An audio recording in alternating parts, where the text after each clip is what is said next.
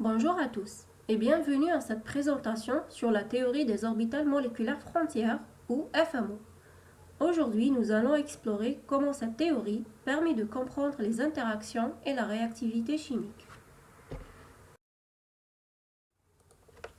Commençons par une introduction à la théorie FMO. La théorie des orbitales moléculaires frontières est une approche fondamentale en chimie théorique et une extension de la théorie des orbitales moléculaires, qui se concentre spécifiquement sur les interactions entre les orbitales les plus réactives d'une molécule. Cette théorie a été proposée pour la première fois par le chimiste japonais Fikui en 1952. Cette théorie innovante visait à expliquer les mécanismes des réactions chimiques en mettant l'accent sur les orbitales les plus réactifs d'une molécule, à savoir la HOMO et la LUMO. En reconnaissance à ses contributions fondamentales à la chimie théorique, Fikui a reçu le prix Nobel de chimie en 1981. La HOMO, c'est l'orbitale moléculaire la plus haute occupée, ayant l'énergie la plus élevée. Elle contient les électrons qui sont les plus susceptibles d'être impliqués dans une réaction chimique. La LUMO, c'est l'orbitale moléculaire la plus basse vacante, ayant l'énergie la plus basse. C'est la première orbitale qui peut accepter des électrons lors d'une réaction chimique. Alors ces deux orbitales jouent un rôle crucial dans les réactions chimiques car elles déterminent la réactivité des molécules lors des interactions chimiques. Pour bien comprendre la théorie FMO, il est important de saisir quelques concepts de base sur les orbitales moléculaires. Les orbitales moléculaires sont formées par la combinaison des orbitales atomiques lors de la formation des liaisons chimiques. Selon la manière dont elles se superposent, ces orbitales peuvent être liantes, antiliantes ou non liantes. Les orbitales liantes réduisent l'énergie du système moléculaire et stabilisent la molécule. Les orbitales antiliantes augmentent l'énergie du système et déstabilisent la molécule. Par contre, les orbitales non liantes, elles ne contribuent ni à la stabilisation ni à la déstabilisation. Le recouvrement spatial et la symétrie des orbitales sont essentiels pour déterminer leurs interactions. C'est ici que les concepts de HOMO et LUMO entrent en jeu.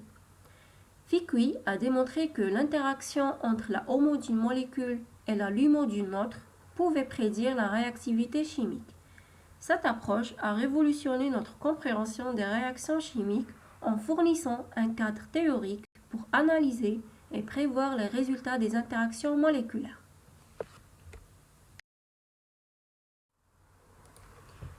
Les orbitales HOMO et LUMO sont essentielles pour comprendre la réactivité chimique.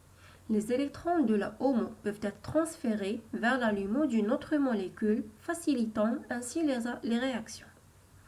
En général, plus l'écart énergétique entre HOMO et LUMO est faible, plus la réactivité de la molécule est élevée, ce qui explique pourquoi certaines réactions sont plus rapides ou plus faciles que d'autres.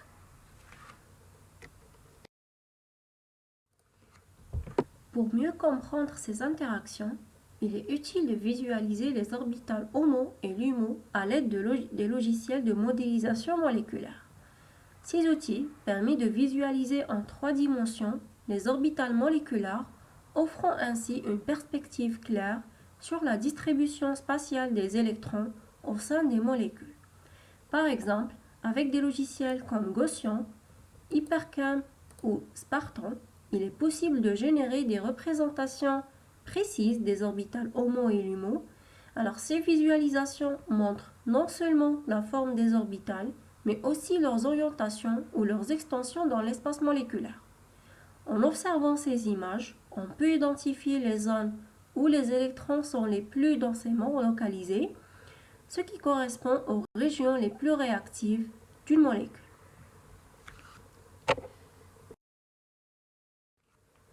Passons ensuite à l'application de la théorie FMO. La théorie FMO a de nombreuses applications en chimie. Premièrement, elle joue un rôle crucial dans la prédiction de la réactivité chimique au sein des molécules. Elle permet d'identifier quels atomes ou groupes d'atomes dans une molécule sont les plus susceptibles de participer à une réaction. Ce sont généralement les électrons présents dans l'orbitale HOMO, la plus haute orbitale occupée, qui sont les premiers à être impliqués. Ces électrons peuvent être transférés vers l'orbitale LUMO. Un concept clé de la théorie FMO, c'est l'écart énergétique entre l'HOMO d'une molécule et la LUMO d'une autre. Plus cet écart est faible, plus la réaction entre les deux molécules est favorable. En d'autres termes, si les énergies des HOMO et LUMO sont proches, les électrons de la HOMO peuvent facilement se transférer dans la LUMO, facilitant ainsi la formation d'une nouvelle liaison chimique.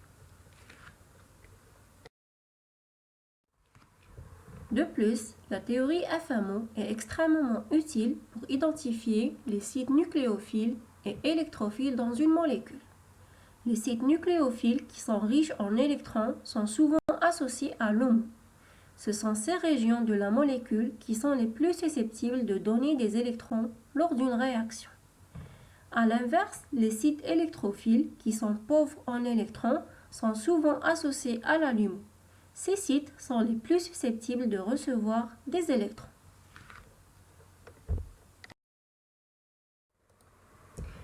Ensuite, la théorie des orbitales moléculaires frontières trouve des applications pratiques dans plusieurs types de réactions chimiques. Prenons par exemple la réaction de cycloaddition, en particulier la célèbre réaction de Diels-Alder. Il s'agit d'une cycloaddition 4 plus 2, où un diène interagit avec un dienophile pour former de nouvelles liaisons. Alors, dans ce processus, l'orbitale HOMO du diène interagit directement avec l'orbitale LUMO du dienophile, ce qui favorise la création de nouvelles liaisons chimiques et conduit à la formation d'un produit cyclique.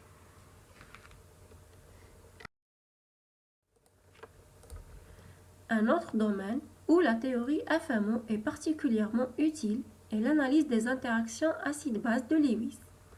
Les bases de Lewis sont caractérisées par une orbitale HOMO élevée, ce qui signifie qu'elles sont prêtes à partager leurs électrons. A l'inverse, les acides de Lewis ont un LUMO bas, ce qui les rend aptes à accepter des électrons. Passons maintenant à la conclusion. Alors, la théorie FMO est un outil puissant pour les chimistes pour comprendre et prédire la réactivité chimique. Ensemble, l'utilisation de la modélisation moléculaire pour étudier les orbitales HOMO et LUMO enrichit notre compréhension des processus chimiques. Cela nous permet non seulement de prédire la réactivité des molécules, mais aussi d'explorer de nouvelles réactions et de concevoir des molécules aux propriétés spécifiques. Nous arrivons à la fin de cette vidéo. Merci beaucoup pour votre attention et à la prochaine.